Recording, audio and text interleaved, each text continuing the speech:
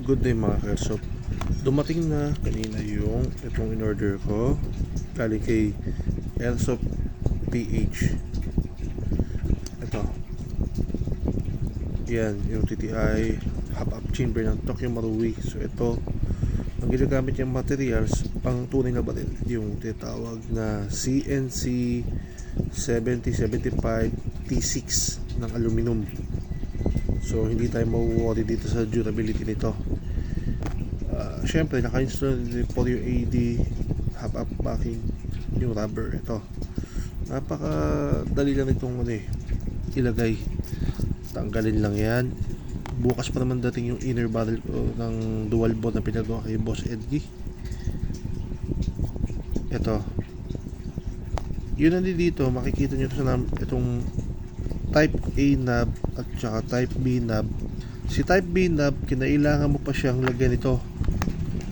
Ito, medyo maikli ito, mapapansin mo yung shirt. Itong isa, nakapix na talaga. Hindi mo na kinailangan ilagay pa ng mga itim na yan, yung orange na kasama kay for yung AD. Kasi sakto na siya doon. So, pakita ko. I-boost mo natin dyan. Wala tayong short video kasi para iba may idea. Ito yung orange ito, ilalagay ko pa dito. Ito, kailangan pa siya ilagay dyan kasi may dito eh. Itong type A na hindi na kailangan kasi halos magkasintaas na sila yan. Ang kinaibahan, aluminum na yung ginamit dyan. Yung sinasabi kong material 7075 CNC aluminum ng T6. So ayan nakakabit na siya dyan. So ito, hindi mo na ito kailangan. Yung type B knob, bypass mo na yan. So ito na yung naka-default dyan. Sinibukan ko na eh. So okay naman, hindi mo na rin naman kailangan yan. So bukas ko ma-install sa unit ko yung yung hop-up chamber kasi wala pa naman yung ito, hindi na ito kailangan yung mga ganyan. Tago na yan. Lagyan na dyan itong roscast nya. Anyway, tumalon tayo dun. Huwag na tayo dun. Ito na pala. Ito yung good thing. Ito yung adjust ng hop-up TDC nya. So pansin mo dito, hindi dito na babali basta-basta. Ayun ikutin natin siya, pihit.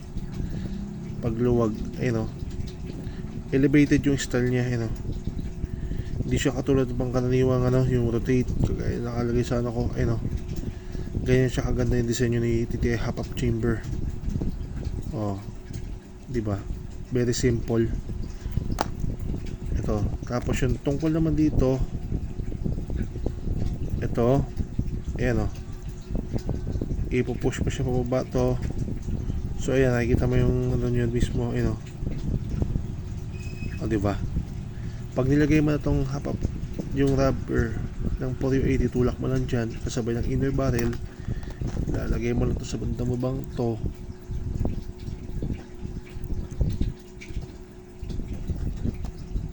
Ayan, tapos isuswak mo lang siya dito. Ay, kulang pa, ito pa, para walang galaw, wala siyang wobbles.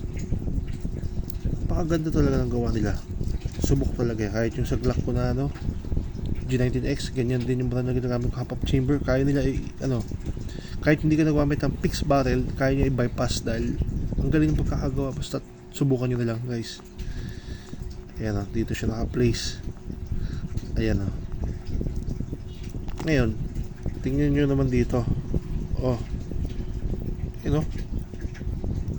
Kita nyo laki diba?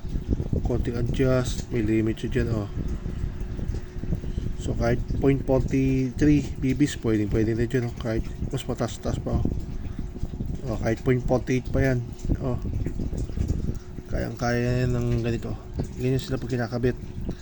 Compare naman sa hop-up chamber ko, yung default, ito yung Tokyo Marui ko. Ito yung niya.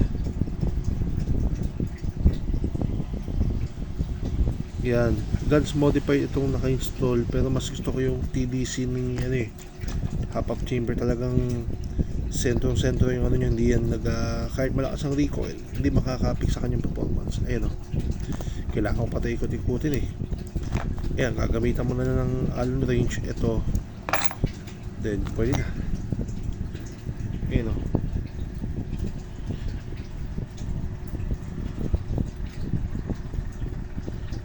Basta yan. Yun yung adjustment niyan.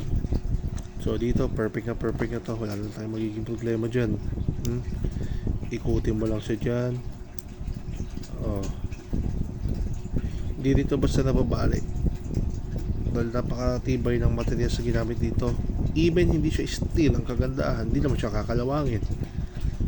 So ayan, yung body receiver na mga ginagamit na M4 sa mga tunay, kadalasan upright lower receiver ay aluminum CNC 7075 T6 o di kaya T8. Pero syempre matibay na T6, okay na yan, wala kayong masasabi. So ito, dalawa to, makukuha nyo to ng mga 5K ito. So sana nakatulong ha. Ito na yung ano ko, isa ako pala ito ikakabit kapag nandiyan yung inner barrel, baka bukas pa po eh. Sige, yun lang mga guys, yun lang guys. Ko na to. May isisingit pa pala ako. Ito muntik na yan yung pagkaka-assemble nyo. Yan. So yun lang. Best hop up, pwede na to. So yun.